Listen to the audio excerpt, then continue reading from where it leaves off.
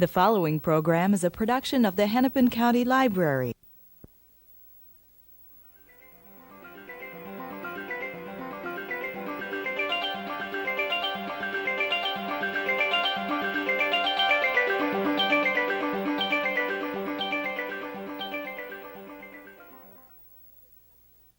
Hello, I'm Pamela Holt. We're having a discussion of women's voices after the Thomas hearings. In the United States, a man named Clarence Thomas was nominated for the Supreme Court during the fall of 1991.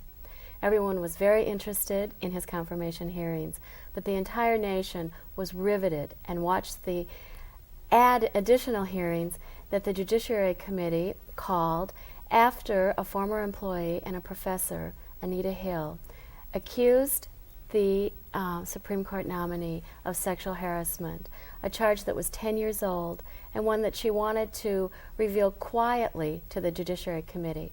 Instead, it was leaked to the press. What followed, as I've said, was a riveting weekend of testimony. The fallout is a turning point in how we are looking at ourselves as men and women. The issue of sexual harassment, it wasn't an immediate event that went away in a weekend. Today we've gathered 4 experts in the field, of many fields, to lend women's voices to this dialogue and discussion of sexual harassment. I'm going to let you introduce yourselves.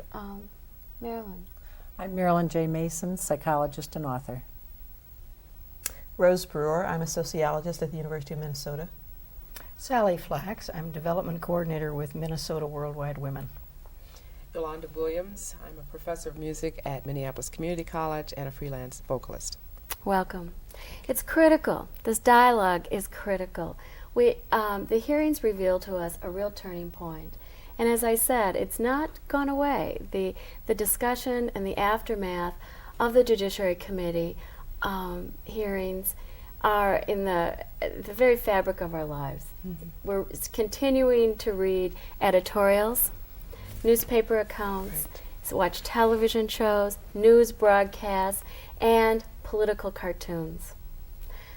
It's very difficult to decide who was right, who was telling the truth. What we have is a credible professor who continues to remain in her university position as a law professor in Oklahoma, and we have a new Supreme Court justice. Mm-hmm. I just want to open it up and begin some of your thoughts, and I think, Sally, you brought a definition. Let's get the definition. What is the definition? Sexual harassment is the misuse of power involving 2 people of perceived unequal authority and status in a situation which has sexual overtones. I think that word power is really crucial to this, and we'll talk a lot about that. We're not talking about sex here, we're talking about abuses of power. And while it does happen to some men in the workplace, it is primarily an issue for women of all ages, races, classes, and so on. Marilyn, as a psychologist, when I heard Sally say as women, I think of your level of expertise and curious of your comments. And a couple thoughts ran through me as you were talking, Sally, and that is when you talked about the definition, I think it's now being made clear to women and to men that when we're talking about sexual harassment, we're talking about a place on the continuum of the violence against women in this culture. Mm-hmm. And what has concerned me so is the continual brainwashing of young women. For instance, today now all the research is showing that 50% of young high school girls are victims of sexual harassment. That's an astounding number. And what has struck me as a therapist, as a family therapist, is the way in which we have internalized all of the sexism, all of that dominator model that's in all of us. So what struck me after the Thomas hearing was hearing so many people say, but why didn't the women believe Anita Hill? You know, in all the research, they're showing that the women didn't believe her either. Why is she not credible? And I think that's some of what we need to address here together and talk about. Rose, when I heard that, I also thought there's another layer. Both Anita Hill and Clarence Thomas are black. They come from the African American community. What additional layer from your point of view does that add to this discussion? I think it gives it a high degree of complexity. It's quite true that in terms of institutional sexism, there is a long history of sexual harassment, primarily leveled against women. But we live in a society that's also replete with institutional racism. And I think the hearings became a lightning rod, if you will, to give us some insight into the interplay between race and gender in this culture. Unfortunately, that interplay and that interconnection was not well understood, nor was it explicated in the discussion, and perhaps we can talk more about that in our dialogue. Right. Sally, the economics. Anita Hill was a very articulate, brilliant conservative lawyer. She went to Yale.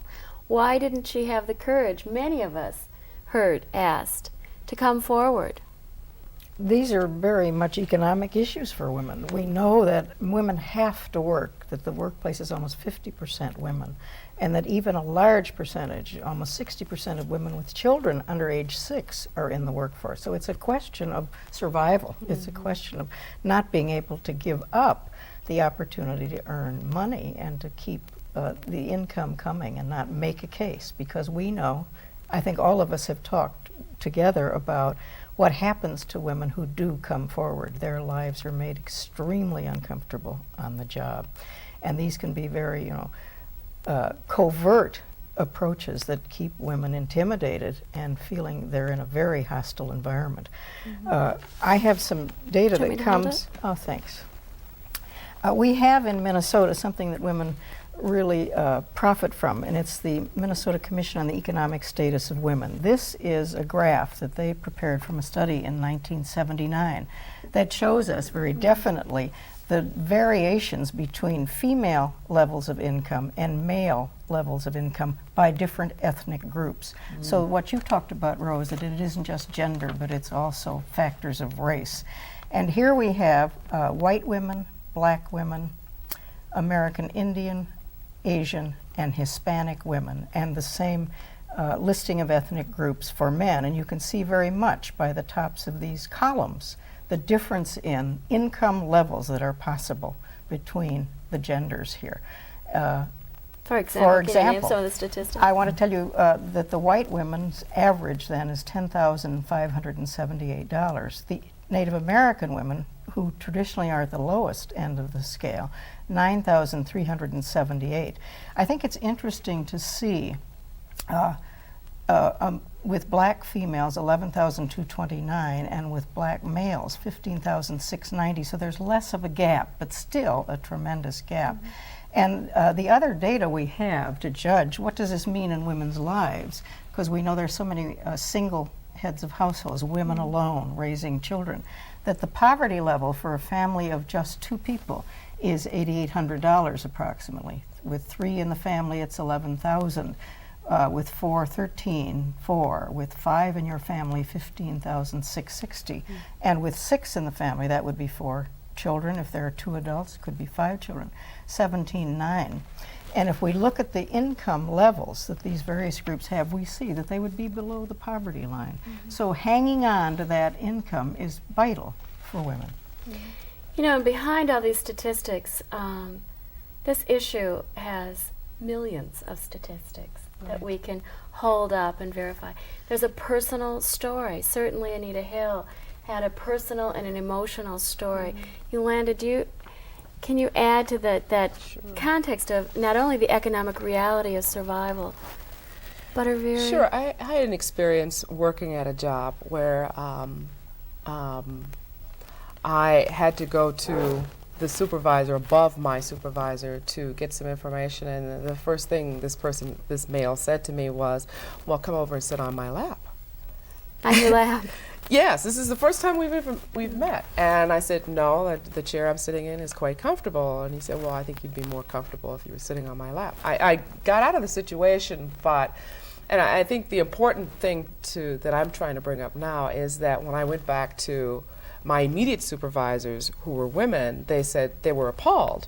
Whereas I thought it was kind of a funny antidote, because at the time I thought, oh, this is the way men are, and being a woman, and if you're going to be a strong woman, you just learn to deal with it, to keep your distance, to make whatever boundaries you can, and you get through it. This is the reality of life in the workplace. So I went back and told them, and they were appalled and said, well, let's put a mic on you. Let's wire you up, send you back in there, and then we can catch this person in the act, and we can have a big court case. And I decided not to do that, because I was under the assumption, because of my upbringing in this country, that this is the behavior that's expected.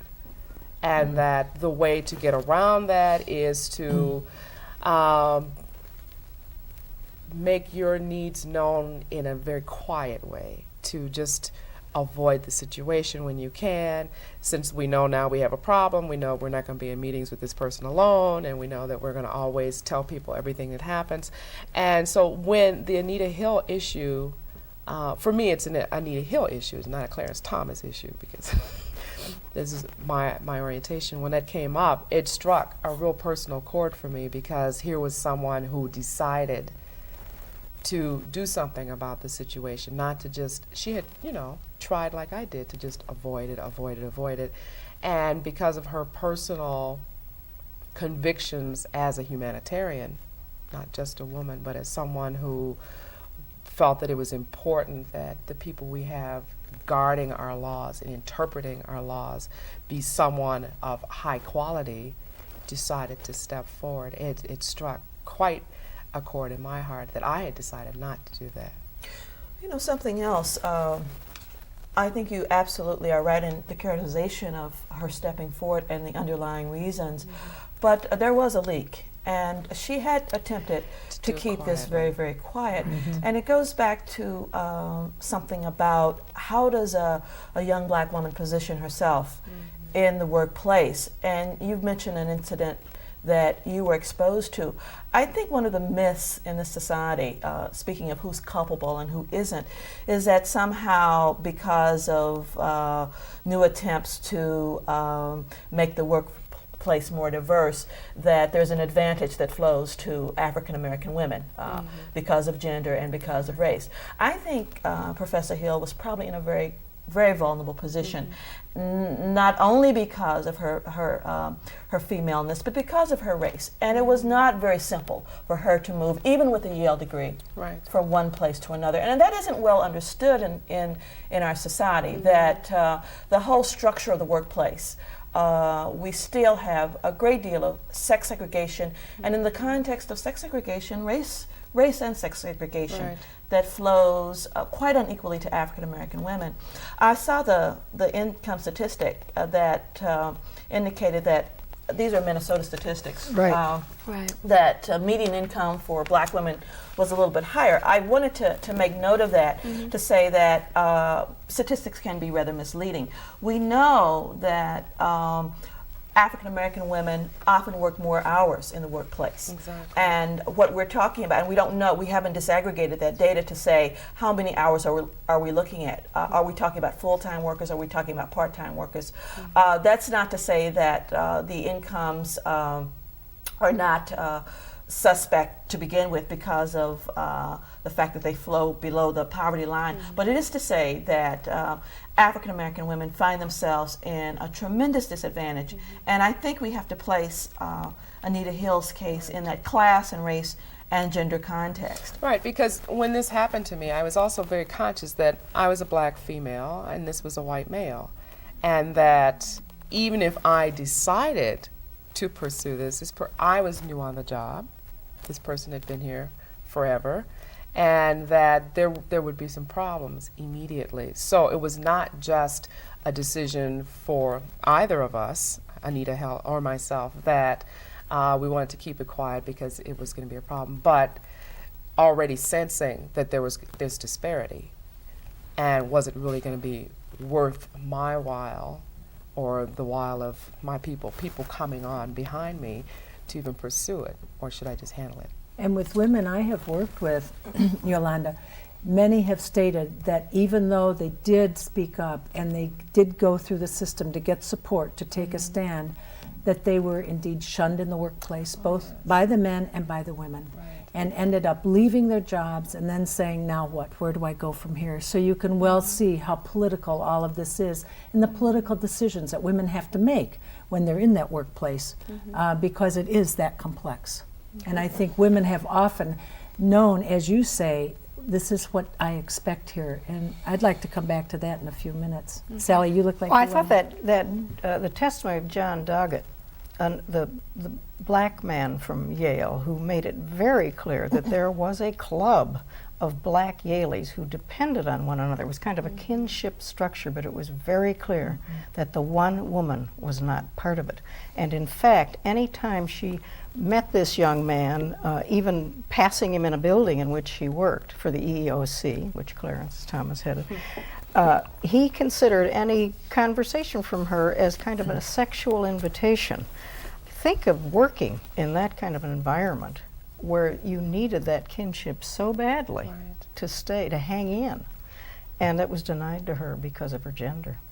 I think the issue also, it has such a large foundation of trust when you're talking of issues of sexual harassment. Because in the workplace, we all know, the person that comes forward with issues, you have to weigh, you have to choose your battles. And it doesn't matter what the issue is in coming forward. There's lots of aspects, and that's a long discussion. But when it hits at who you are as a human being and your sexuality, there's a whole nother layer of trust that the bottom's gone. You know, even given that, African American women have been very central in bringing cases to court. In 1986, Michelle Vincent laid the groundwork for the creation of a legal precedent that hostile work environment counts as grounds for sexual harassment suits. And there have been other African American women. So in the context of the complexities that we've talked about, in the context of the collapse of trust, there have been women who have come forward. And black women have been very central in this process. And another recent incident in our own state, which is so exciting, is that there were 2 young women in the state of Minnesota who have now filed with the Minnesota State Human Rights Division with their complaint of sexual harassment in the schools. And the one young woman especially, well, both had a lot of support from the parents. One had support from her mother, Susan Strauss, and it was so indicative of some of the hope that when women do have support and can find their voices and make this known to the public, that I think can be modeling behavior for other women to know that when we support one another collectively, we can make a difference. We don't have to be despairing, even though when we look at the statistics, it certainly is dismal, and we know the stories and we witness the Anita Hill. It certainly is discouraging, but there are these stories of hope, and I think that that's important for us to realize, is that we can make a difference in our individual lives through our own actions. And the laws are in place. As you brought up, Rose, we have a structure of laws and a court system, and we now have examples of courage. Certainly, I think that's why Professor Hill's coming forward when she did rang true in every woman and every man in this country. Whether they chose to believe Anita Hill and what she said, certainly the subject, just, there is not a person who did not understand what was being discussed. I'm curious about the court case, the high school court case. What happened was they pressed the charges because there was a list being circulated about the 25 most sexually desirable girls at the school. And it was written in the most lewd language, and I won't use the F word on television, but that was at the top of the list, and very graphic descriptions of what these girls would find most desirable. And they also had charges about the school skits, where in their assembly programs there was a lot of the insensitivity, the disrespect and objectification of young girls and women. And so these 2 young girls did press charges. One is now, they're both now in college, and both have come forth, and the one has 5 charges of sexual assault, sexual harassment rather, and was awarded $15,000, I believe, by the Minnesota State Human Rights. But again, they were looking at the environment. But one of the jarring stories that came out of this, and that taps back to what you were saying, Yolanda, about what's expected. Right. Young girls, the brainwashing of these young girls who, when their names, some girls whose names were not on the list said, "What's wrong with me?" Because they considered it a compliment to know that they were being seen. Of course, the being seen meant being seen as an object. Right. And of course, that is what is so alarming, to see young girls already internalizing the patriarchal sexism and dominance in our culture and the violence against their own gender. And that's what was such a striking story to me. And the young woman said, well, after all, that one was ugly. Why is she on the list? And so it's how young women are looking at one another as males have looked at women, objectifying women as objects. Right, and with what you're saying and what you're saying, I somewhat disagree with what you were saying about everyone who heard the trial that was going, that it struck, I agree that it struck a chord, but I'm not so sure that people really understood. And the example I have of that is, as I was telling you earlier, about a conversation I had with my mother regarding this issue. And I love my mother dearly and respect her very much. And I found that we were on opposite sides of this issue. I supported Anita Hill. My mother is supporting Clarence Thomas. And when I pressed her, well, why are you supporting him? Her argument was, well, if it had happened to me, and it's happened to me many times, I just tell them where to go, and that's the end of it. But what I realized that my mother failed to recognize, and I explained to her my occasion, is that the higher the risk, the less likely you are, maybe less likely, maybe less able in my case, less able to confront it in a very open manner, because you realize that there are going to be repercussions. And is it easier for you to take on the job? And I think the way I was brought up, and most women I know are brought up, it's our job to do something. My father always told me, don't walk down alleys. It was my job to make sure I didn't get raped. Not man's job to make sure that they didn't do it. It was my job to make sure I was in the right place at the right time and did not allow for opportunities. And I think this is the same thing that my mother from the old school is thinking, that it's the woman's job to take care of that. That it is her responsibility to put the person in their place and expect that the situation is resolved, which Anita Hill did. She thought she had gone through, as appropriate as could be, telling the right people, mentioning these occasions, that telling him no, that this was the way that she was going to take care of it. And I think no one gave her credit, at least in my opinion, for the fact that she did try to do what she could. She didn't just sit back and take it. She did what she thought she could with the means she had. And in discussing this with my mother, I think we came to a better understanding. I don't think she was swayed, but I think she understood where I was coming from, that the higher the risk, the less able you feel, because you have to choose your own battles. And at the time, I, like Anita Hill, I wanted to do the job. The job was more important than the little bit of guff I was getting from this person, and I knew that I could take care of myself. Well, the consequences as well. I mean, let's face it, Anita Hill has been shredded. Yes. It is an assault. It is not, to have said before this is sexual assault, I think is very apt. And I think what's happening in the workplace climate now is there's a tremendous backlash. I spoke to some Richfield high school freshmen the other day, and these guys, little young men, were wiggling in their seats. I'm going to hear about women again. And I said, this is a factor of the backlash, because we have been doing affirmative action. We have had pay equity discussions and looking at compensatory mechanisms to make salaries more equitable, even though there's the sex stereotyping in jobs, and we know women get slotted into the lower paying end of things constantly. It's not just in our culture, it's global. Sure. But this sense of, now, we've heard enough about women. They've made gains, and we have made gains. I think in the 70s, we were getting 59 cents to the dollar that men earn. Now, for younger women, it's close to 90 cents to the dollar. Until you get older, and there's tremendous age discrimination, which is not part of our discussion today.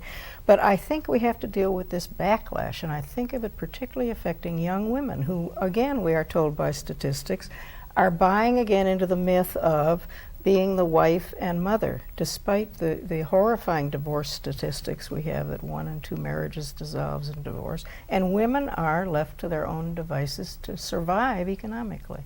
You know, as we think about the changes over the past 20 years or so regarding women's role in this society and gender inequality, one of the things that makes the pendulum swing back is that the structural supports and the cultural supports for these inequalities have never been fundamentally changed. Right. I think we have made some, we've chipped away at some of the surface inequity, but the structural supports are there. And culturally, the messages are very, very strong and powerful, that this is the way you are desirable, and this is the way you are appealing, and we haven't gotten across this alternative ground, the alternative cultural message to young women. And we don't have either the media or we don't have the print mechanism to get this message across in the same competitive fashion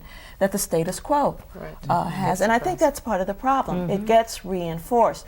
And what we have are alternative panels such as this one trying to combat a very pervasive and systemically rooted phenomenon. Absolutely. And I think that perhaps is a little bit depressing, but also because of the way this current case, the Hill-Thomas case, brought these issues to attention, we do have another teachable moment. We do have another time to press for change.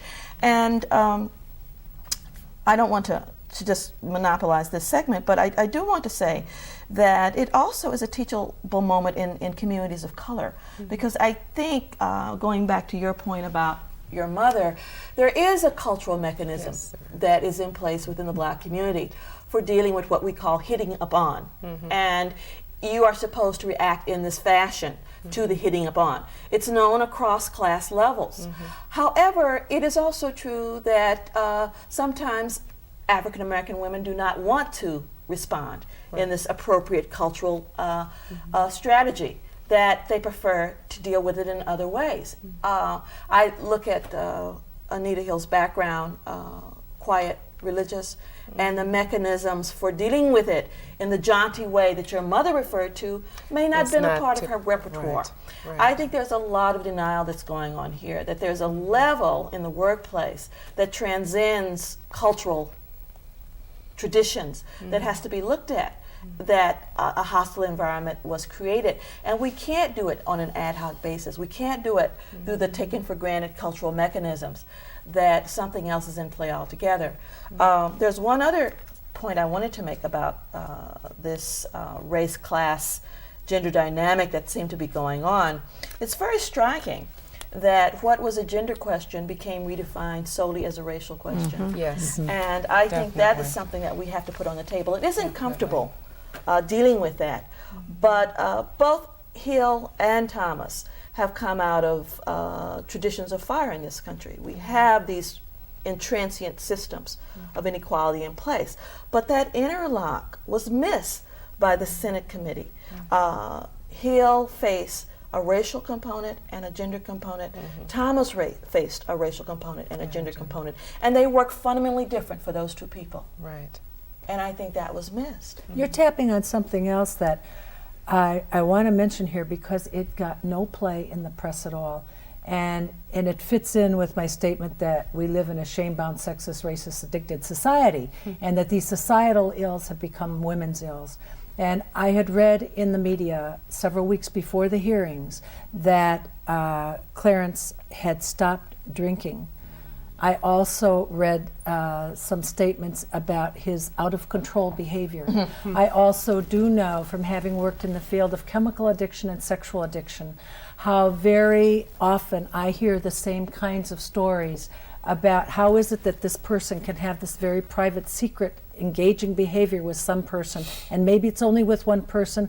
The incidents may be isolated little islands, but it isn't talked about in those hearings at all. It was never addressed by the media, and yet it had been published in one of our major news magazines. And I thought, isn't it strange that given what we know today, that chemical and sexual addictions work the same psychologically and in our brains, that this was never brought up, and that the statements that he made, people were dismissing, saying, oh, that's so preposterous. It is not preposterous to those of us who work with this on a daily basis. In fact, he said that that was not going to be discussed when he came forward for the final add-on hearing with Professor Hill. And he was protected. He was. Hold that thought. We're going to take a brief break, and we'll be back in a few minutes. Thank you.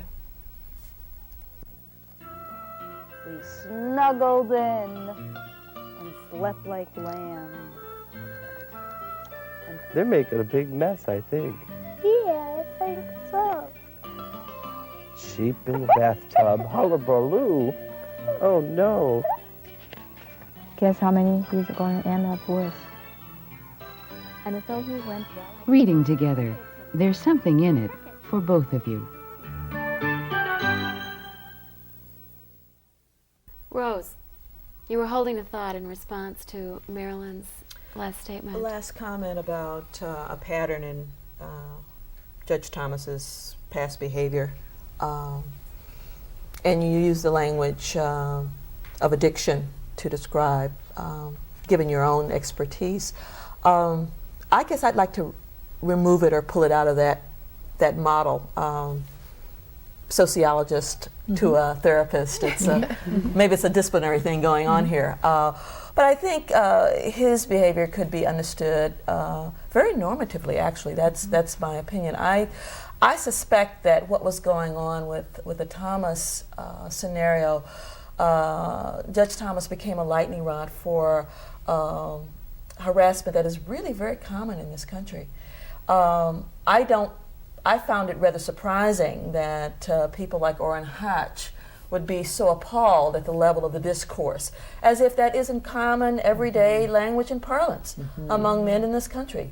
Pornography is very, very watched in our society. So I found it rather odd. I don't know Senator Hatch, and I don't know what impelled him to be so Victorian, if you will, about this. But I think the important thing is that this is everyday behavior, that it's so deeply embedded in our society that it is taken for granted, that it is assumed that this is the way the world is, and that until it's charged and called upon, that this is inappropriate, that this is wrong, that you're harming someone, that this is out of the ordinary, that we can get a better sense of it and a grasp of it and perhaps change it and charge it for that. So I'd like to remove it from the addictive model and say that part of what was happening there was saying that the normal everyday behavior of American men is problematical. There's something wrong here. Absolutely. And that Thomas was only one indicator of a broader, more pervasive problem in this society and globally also. I think you're right. I agree with you, because I wouldn't want to use the addiction model as a way to hold him out and protect him from being accountable to his own voice in his everyday actions. So I just thought it was curious, and from a gender perspective, if that had been Anita Hill and she had any comments made about her stopping drinking, etc., I think it would have been played up to the max. Probably. And that it wasn't addressed, I think, made a statement too. But I agree, the disrespect is so deeply internalized that we sometimes don't even get it until we walk away. And I think we were all talking earlier about the possibilities for change, how we've known it in our own lives, and how we've protected and not spoken up. And I've even seen it happen at national meetings and conferences and not stood up, and how I felt, and knowing I was walking away from my own truth out of probably some fear of not being accepted. What was I willing to pay the price at that given moment? We all have opportunities every day. And how many times do we take the stand, and how do we feel the whole sense of a woman and the isolation and shame that comes from being the oppressed group in this culture, and knowing what lies in her stead if she is going to take that stand often leaves a woman living with the tolerance for the apparent tolerance for the disrespect, but knowing deep within her that it isn't any codes of behavior, any laws that's going to make the difference until men start reading women and listening and looking and knowing that it is a human being that you are violating. You talk about violating trust. It is violating the boundaries, and those boundaries that for so many women, when 38% of women have been sexually abused by age 18, how do they ever have the common sense? How do we who have been abused speak up and say, I'm going to do something about it? Of course, you won't hear a victim using common sense often and speaking up. And it's part of that internalized disrespect that you were talking about. Well, it's not just individual complicity, though. It's the institutional context in which these things happen. I mean, there are lots of Senator Hatches there. They just weren't on this committee. That's what bothers me. And I think that's where we who want things to change have got to begin to make a difference. And we need more women, but women who think as human beings and can affect our political systems. We know that there is a law in this country against harassment. The state of Minnesota has a law against harassment. Are they enforced? Do we have to keep the monitoring going to know that they'll be enforced? I think all school people watching this video should know that there is a law on the Minnesota books since 1989 that every secondary school must have policies and procedures about sexual harassment and sexual violence. And these should be monitored by the Higher Education Coordinating Board.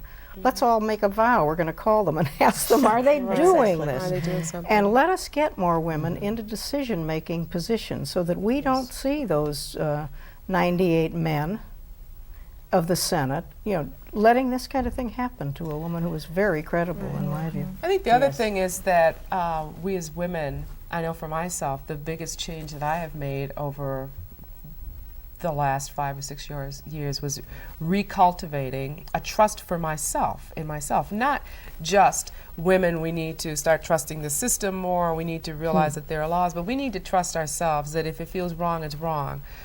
We have tons of programs now that are out teaching children that if touch feels wrong, that it's wrong. But not a lot is being said to women primarily, but everyone, that if someone says something to you and it feels wrong the way it was said or what was said, that is also wrong. It doesn't have to be at the point where someone touches you for it to be an assault or for it to be something that needs to be confronted. And I think that the more that, for myself, I can do to trust my inner feelings about what is right and what's wrong, even though it be for me only, that's important too. It doesn't have to be something that's going to affect the entire culture or the entire society for me to decide whether it's right or wrong. It can affect just me, and that's important. That empowerment is wonderful to hear. And that we all have a place in embracing, knowing the laws, looking what is hopeful in what happened in the discussion in our Senate, and now a person who's sitting on our Supreme Court. I'd love to hear that discussion of hope. I mean, all of you are change, the change agents. What you see, we could talk for a long time on the particulars of Clarence Hill and Clarence Thomas and Anita Hill. What do you see in each one of your positions in your work as hopefully, I would love to word they're catapulting us into some major change that perhaps is slower?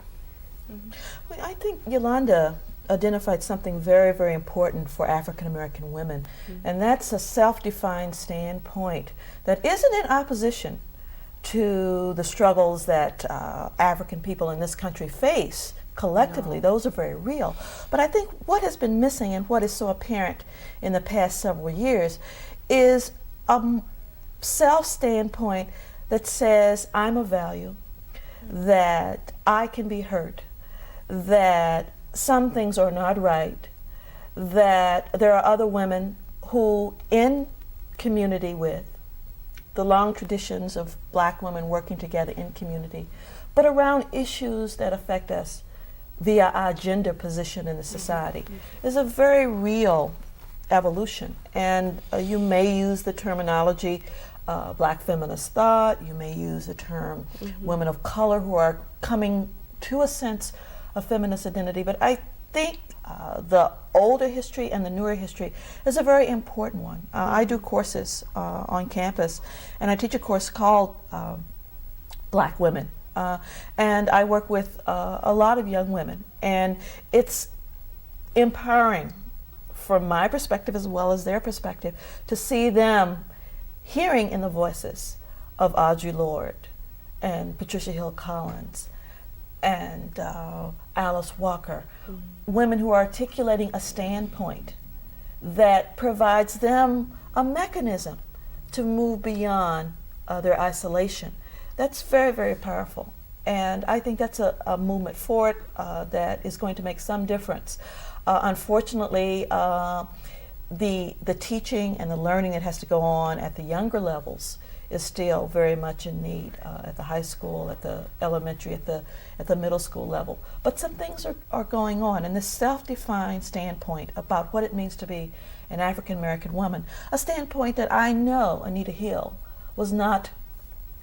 did not have. This has been very recent in terms of the visibility of it as a mechanism for interpreting her position, even as a well-educated Yale law person. And I think this is a very hopeful sign for me. Because so often for African American women, we've been refused our womanhood in the hopes that by joining with African American males, we can make the change for African American people. And that's why, I'm also real excited to hear you say that you're doing those courses. I think it's necessary change for our people that we realize that we are African American, but we're also male and we're also female. Exactly. And that has some value as well.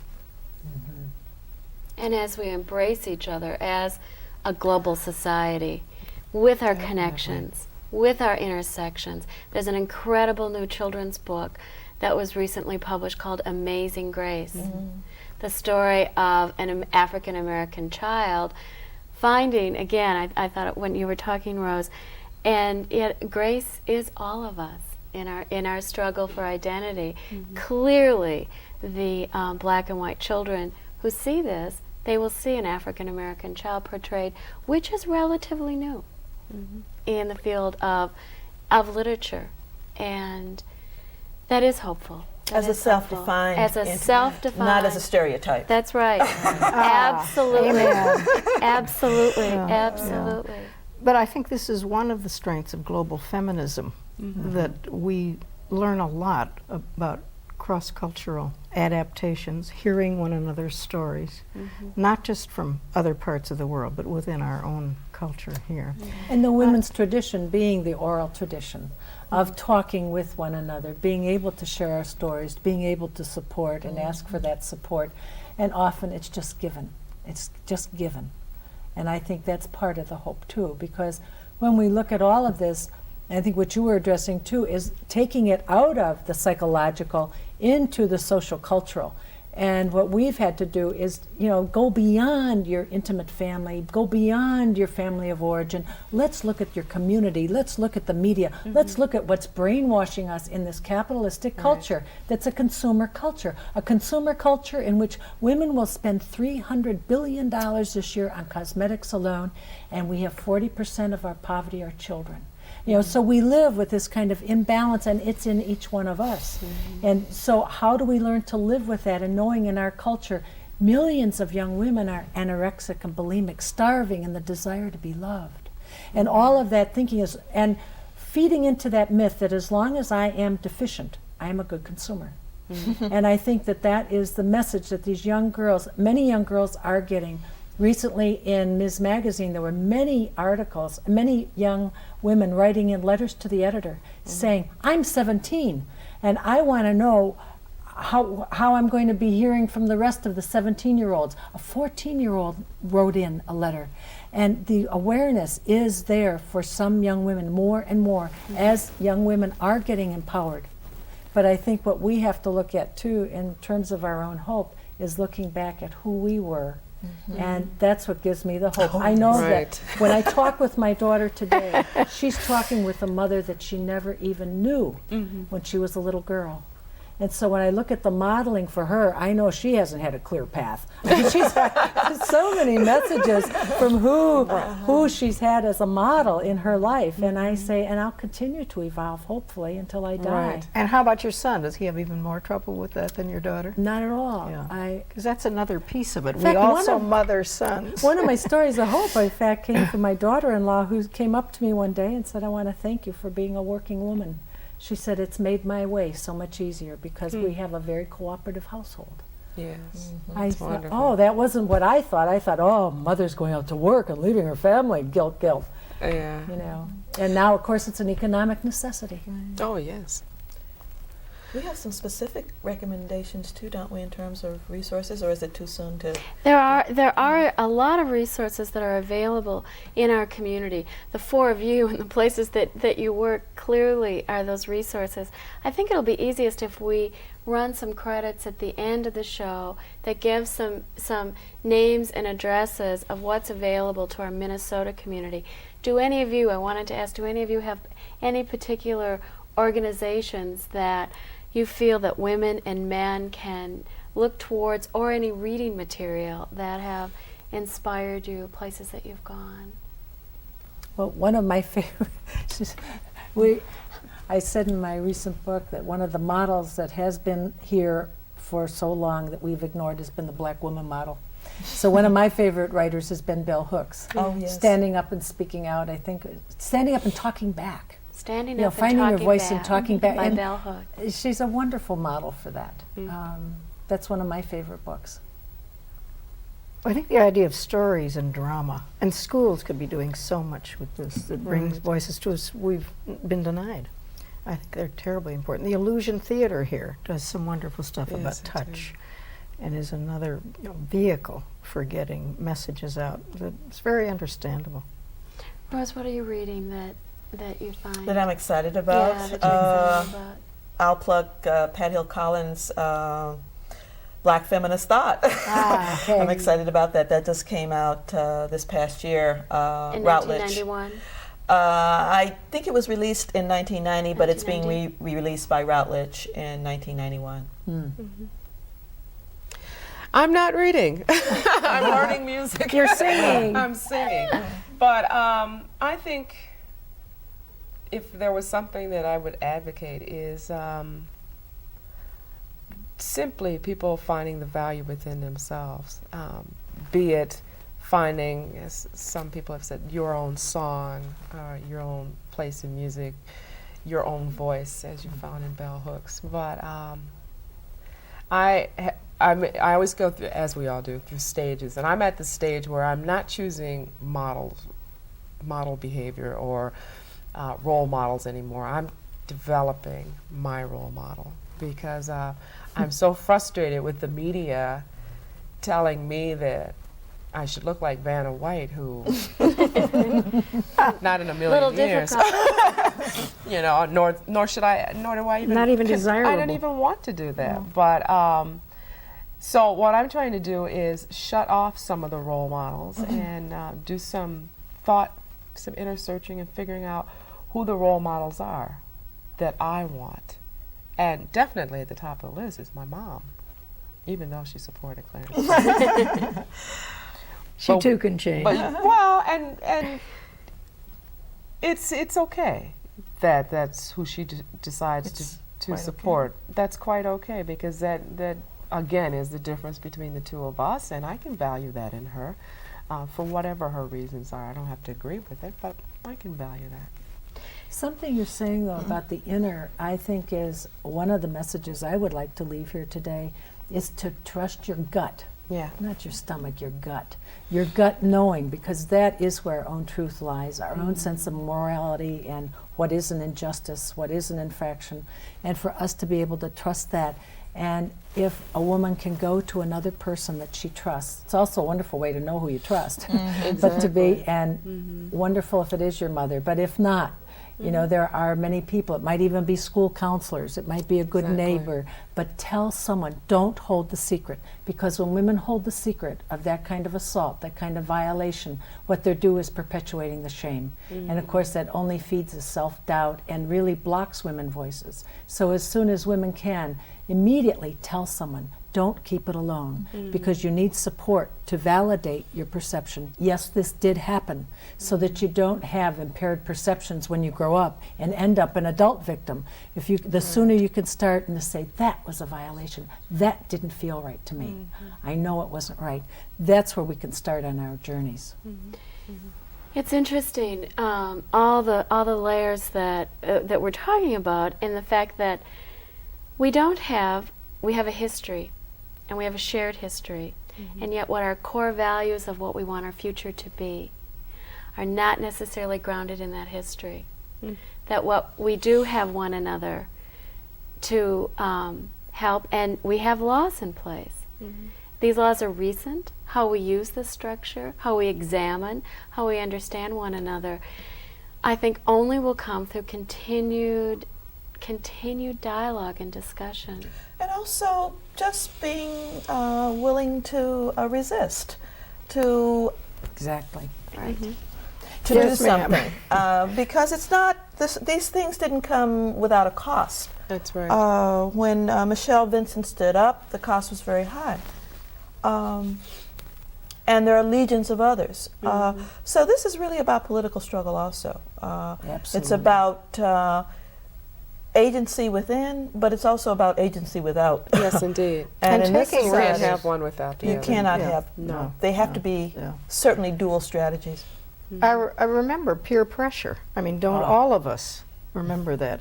And if our image of self-esteem is one dictated to us by the media, you know, it's really hard for young people to fight through that web that's just suffocating. And we have to be fighting the battle, you know, to change media and so on, so that those coming up have a better place to go. Well, and we also have to realize that the media, the fashion world, the Senate with Clarence Thomas, their whole issue was winning. Winning. Exactly. Who makes the most money?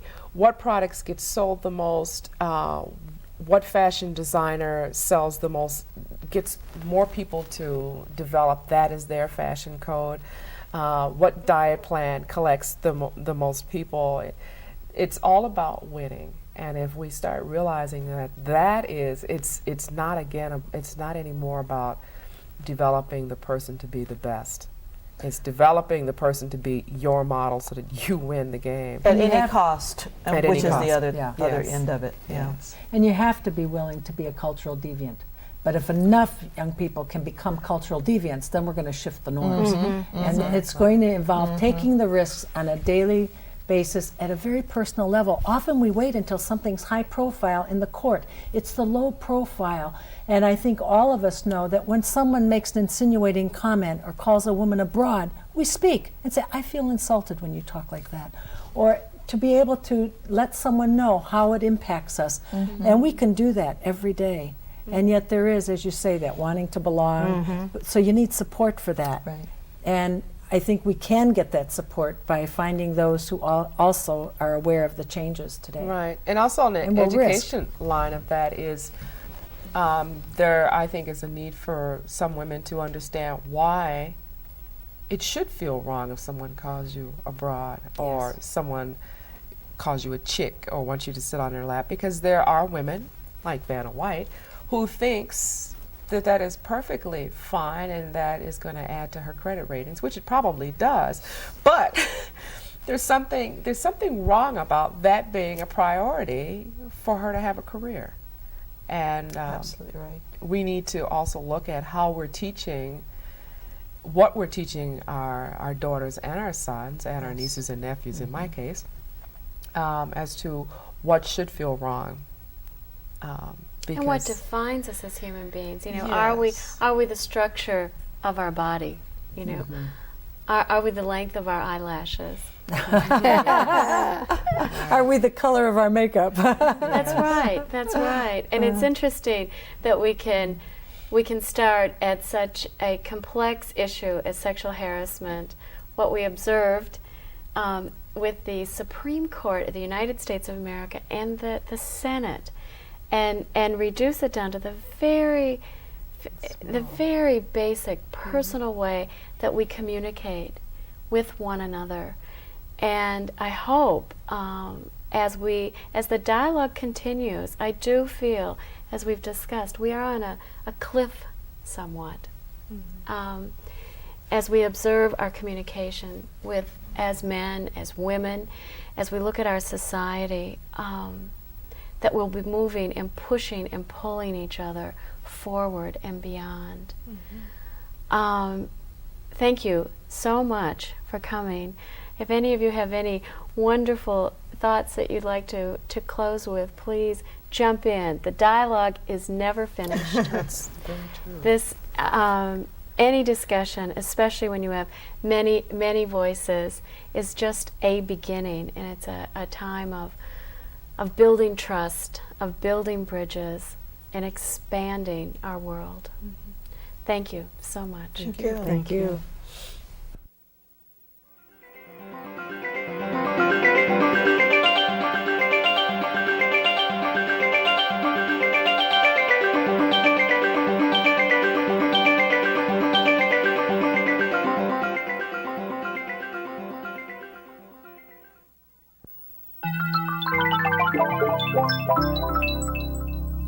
A presentation of the Hennepin County Library.